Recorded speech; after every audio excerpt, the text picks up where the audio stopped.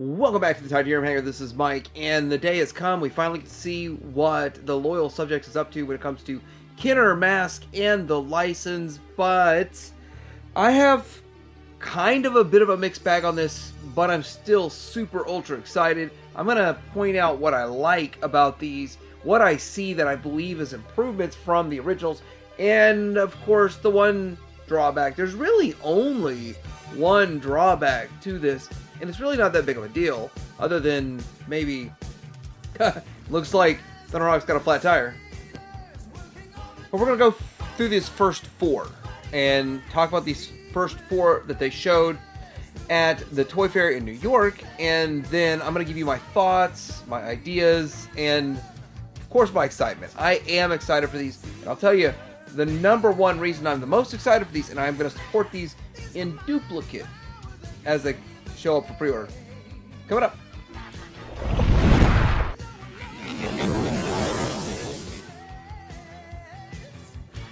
Alright, let me try to get this straight here. This is the first hint at what's coming, and it's exactly what we see on the table. So that was I guess, a fun hint. I don't really know if it was that much fun, but it was something that they did. The ninja obviously being figures in the mask. Then they rolled with some digital renders of showing you the figures, which all made sense, and they were darkened so you couldn't see them. Now, I was going to go through and lighten them up, and you know what? Maybe I did effectively lighten some of these up. I don't know. But we knew we were getting a Thunderhawk, and then this was just the dead giveaway. And from the pictures, everyone was going, does it look exactly like vintage? Which it really does look like they just copied the vintage molds, but I know there's some difference to them.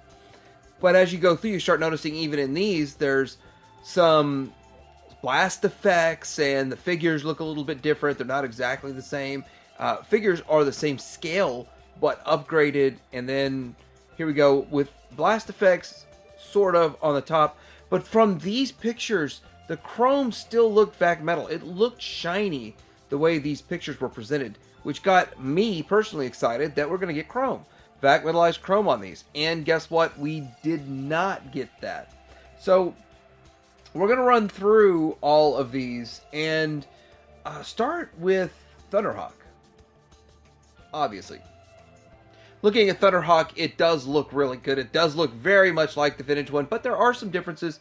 And I'm already noticing, just look at the wing mechanism, because that is one of the biggest problems, how that is different. It just seems like those parts are all thicker, and it seems like they can handle more stress or strain, a stronger spring, and these are just prototypes. And the reality is the mechanisms probably don't even function properly in these prototypes that they're showing off, but it kind of gives you the form factor that you can see. But you can also see the way it's set up to handle more strain, more stress, and a stronger spring, which I'm really looking forward to seeing how well they pull that off. But again, flat tire. The tire is made of rubber and overlaid and pushed in on that silver metallic-ish painted rim.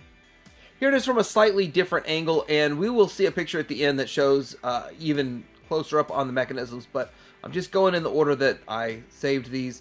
I do want to show the blast effects down there, which is a great idea. It's something that we've been seeing in modern toys these days, and to have it with M.A.S.K makes a lot of sense now. I wouldn't have thought of that, but hey, it's nice to include the missile too.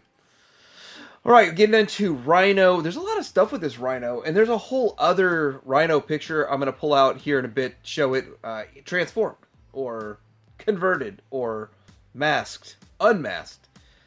But this is disappointing because Rhino has a lot of VAC metal, as to where, so the Thunderhawk doesn't have a lot, so it's not really that noticeable, but on Rhino, it's a lot of VAC metal that they would have used, and it would have looked a whole lot different.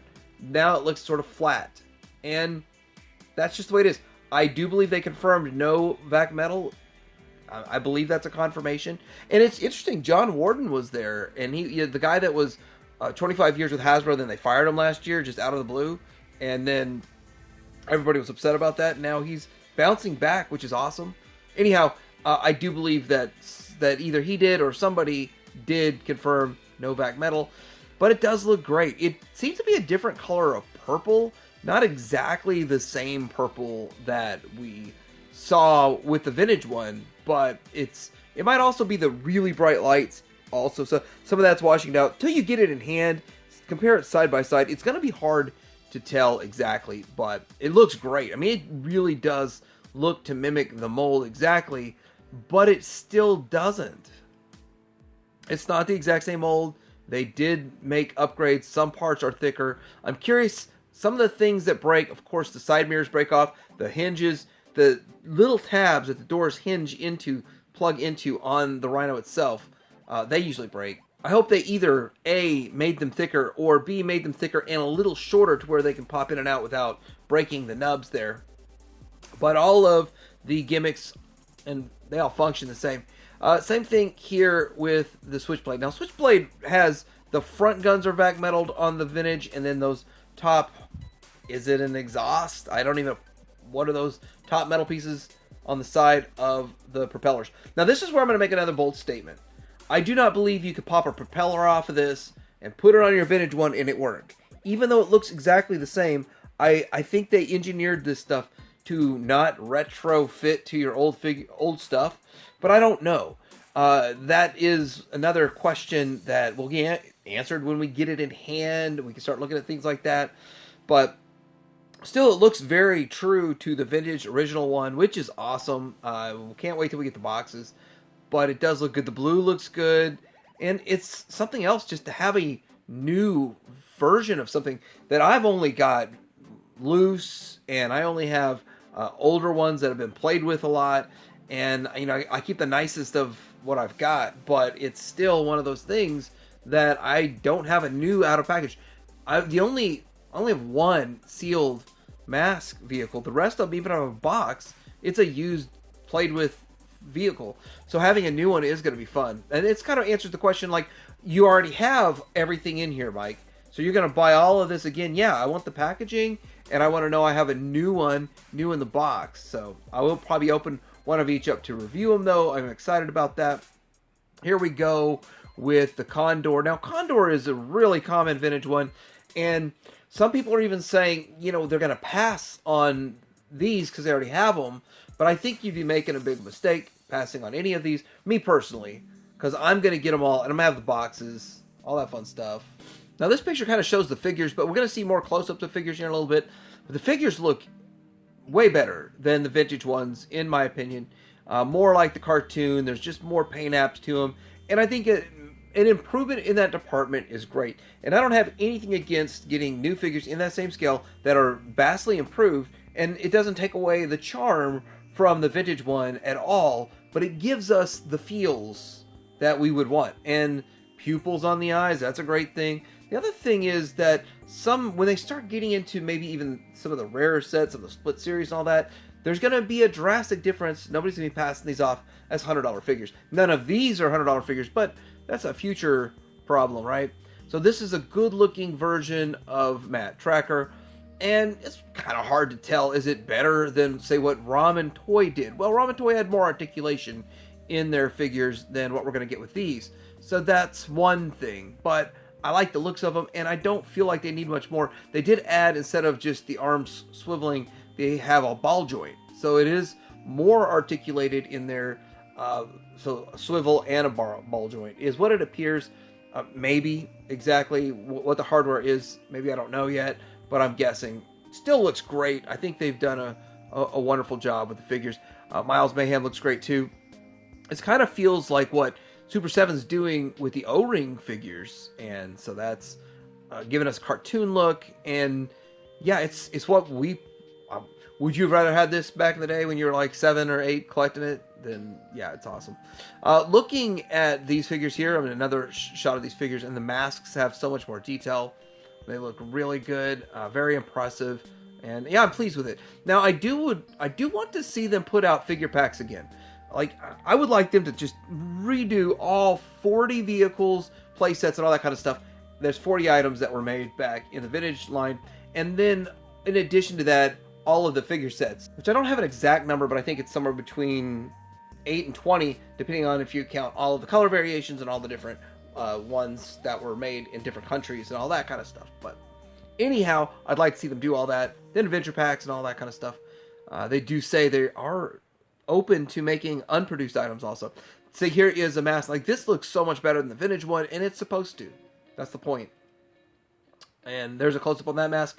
So I want to point out, too, they're making them all short versions of the masks because that's what it looked like in the show. And I don't see any of the safety features like the breathing hole they got to put into it and all that kind of stuff. So that's good in a way because we want that short mask, I believe. I believe most collectors want a short mask versus a long mask. And to have the short mask and to have it look right and work and fit, that's outstanding. They all look good. Really, really impressive. And then there's another shot of, closer up shot of Thunderhawk's bomb, which I'm trying to decide if that's the exact same size and everything. Would that fit in your vintage? I think they would make sure that everything's engineered that it would not be compatible with your vintage so that you can't pass it off as the vintage. And there's got to be a difference. There's got to be an easy way to tell. And I think they're mindful of that. I really do. They're going to treat the brand properly. I mean, absolutely nothing they've made before could pass as vintage. This stuff starts to get really close.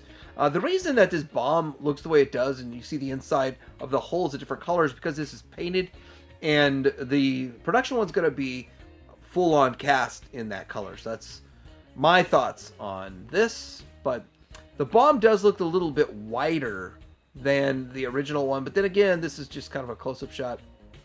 So more of the kind of smokestack smoke, and then the lasers, you can swap these out. So smokestacks when it's upright, when it's forward, then those smokestacks shoot lasers. And then I do think this is a little strange. So they've got a silver cover over this rear vehicle on the Rhino, and then they've got what appears to be a clear plastic cover over that also. I don't get it. I don't know what they're doing with that.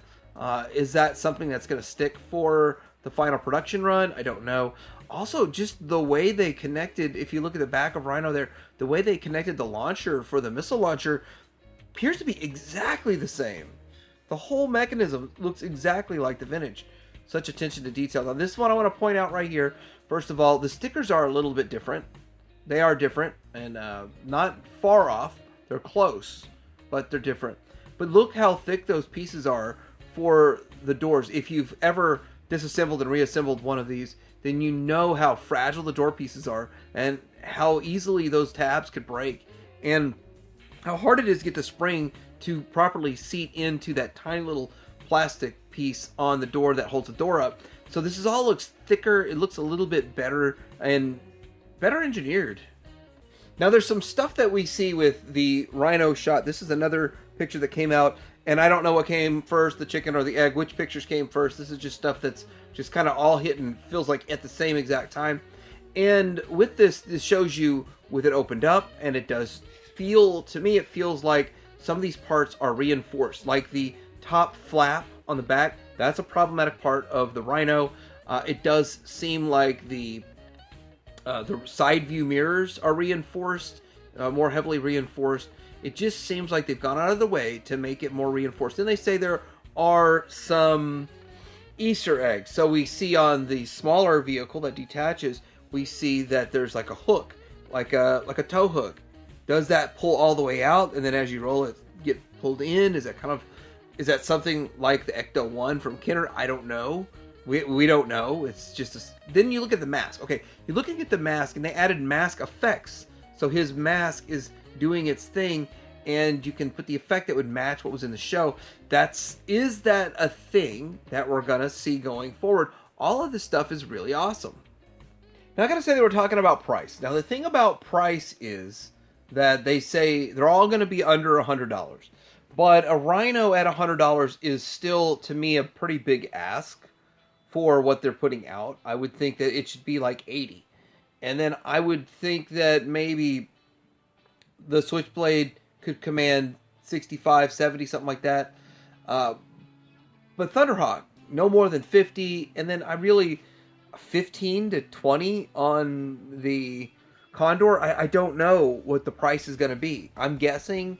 I just can't see $100 for Rhino, 75 for Switchblade's probably what it's going to be, 50 for Thunderhawk. I mean, I was more excited in getting duplicate and triplicate at a lower price point, especially since they kind of skimped on the vac metal. I do hope it's priced reasonably so I could affordably pick up 3 of each. If not, I could buy 2 of each and then wait for a third one on sale down the road. But I do want to collect this line of triplicate. I am excited for this, but they also said that they have Wave 2 in the works. Now, I'm not going to speculate on Wave 2 just yet, but people seem to feel like it's already been speculated that the Shark's going to be in Wave 2.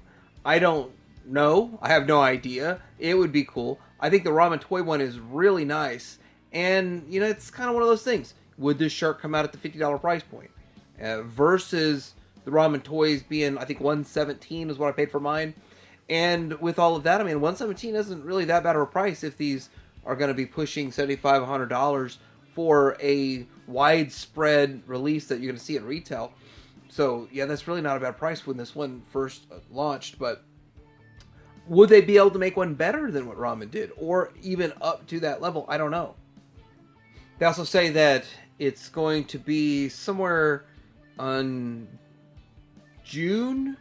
Something around June 1st? Sorry, it's July 1st. Big Bad Toy Store is going to have pre-orders and then wider distribution on September 1st. So the first place you'd get it is Big Bad Toy Store. Now, will it also be at Entertainment Earth that same day? I don't know. But with that, I'm going to be pre-ordering them, and I'm going to support them because I want to see more of these later versions made. I want to see stuff that was never made in the Kenner line. I want to support it so it has legs and it goes. But what do you think about this? Are you in on this? Are you in on the first 4 offerings? Are you going to be one of those that says, I already have it, I'm going to pass, but I'm going to wait till they make something I don't have and pick it up? Are you going to pick it up so that you get the boxes that are going to be vintage? Let me know in the comments below. Like and subscribe. Tydirium Hanger out.